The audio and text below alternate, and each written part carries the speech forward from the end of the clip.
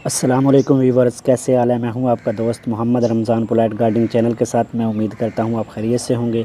आज मैं बात करूंगा स्पॉन्ज गार्ड के बारे में। ये गर्मियों की सब्ज़ी है और गर्मियों में ही इसको लगाया जाता है और गर्मियों में ही इसको खाया जाता है। तो आज इसी के बारे में मुकम्मल डिटेल के साथ बात करेंगे। तो आइए चलते हैं, स्टार्ट करते हैं। वीवर्स, स्पॉन्ज गार्ड के जो पौधे होते हैं इनको आप मार्च, अप्रैल और जून जुलाई में लगा सकते हैं। इसको डायरेक्ट सीड से लगाया जाता है और इसकी अलग से पनीरी तैयार नहीं की जाती। और एक बात आपको बताता चलूँ कि गार्ड फैमिली से ताल्लुक़ रखने वाले तमाम जो पौधे होते हैं उनको डायरेक्ट सीड से लगाया जाता है, उनकी पनीरी तैयार नहीं की जाती। इसको लगाने के लिए सबसे पहले ज़मीन तैयार की जाती है। तो ज़मीन तैयार करते वक्त उसमें गोबर और पत्तों की खाद मिक्स करके ज़मीन को अच्छी तरह से नरम कर लें। और ज़मीन को नरम करने के बाद उसकी चाहे तो आप क्यारियाँ बना सकते हैं और चाहे तो आप बेड बना सकते हैं। लेकिन अगर आप जो बेहतर तरीका है वो है क्यारियाँ बनाकर जो है वो पौधों को लगाने का है। और जब क्यारियाँ बन जाती हैं तो उसके अंदर सीड लगा दिया जाता है। एक सीड से दूसरे सीड के दरमियान जो फासला है वो 12 से 14 इंच का होना चाहिए। 6 से 7 दिन के बाद इसके जो पौधे हैं वो जर्मिनेट हो जाते हैं। गोडी किसी भी प्लांट के लिए बेहद ज़रूरी है। और जब स्पॉन्ज गार्ड के पौधे जर्मिनेट हो जाएं तो उसके 15 दिन के बाद इनकी गोडी कर देनी चाहिए। गोडी करने से एक तो ये है कि इनकी जो ज़मीन है जड़ वाली वो नरम हो जाती है और जड़ों को फैलने के लिए जगह मिलती है और पौधे के बढ़ने का अमल तेज़ हो जाता है।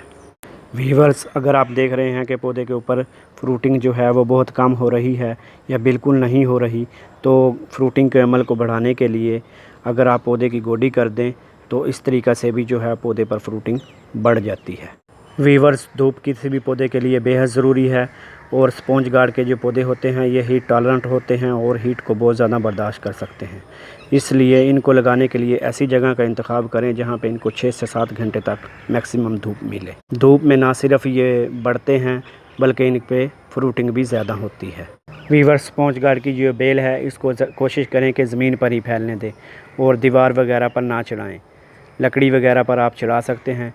दीवार चूँकि जब गर्मियों में गर्म हो जाती है तो उस पे जो अगर बेल होगी तो उसके सड़ने का ख़तरा बढ़ जाता है। वीवर्स, स्पॉन्ज गार्ड का ये जो पौधा है ये साउथ एशिया का नेटिव पौधा है, यानी कि साउथ एशिया में ज़्यादातर पाया जाता है। इसको इजिप्टियन कोकम्बर या इजिप्टियन लूफा फ्रूट के नाम से भी जाना जाता है।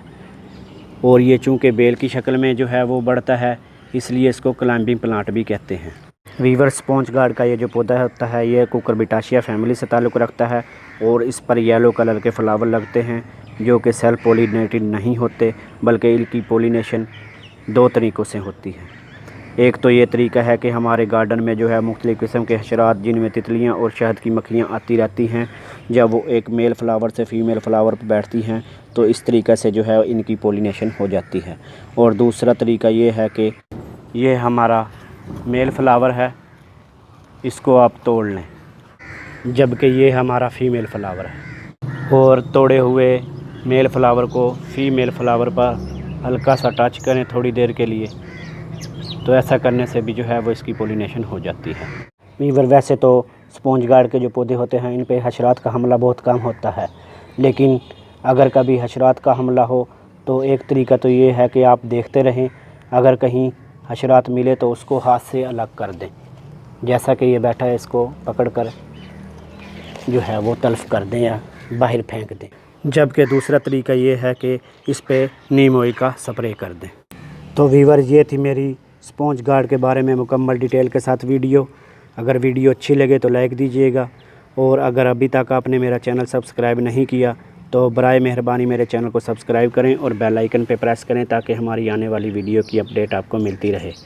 अल्लाह आपको खुश रखे, अल्लाह आपका हामी और नासिर हो। इसी के साथ मुझे दीजिए इजाज़त। अल्लाह हाफ़िज़।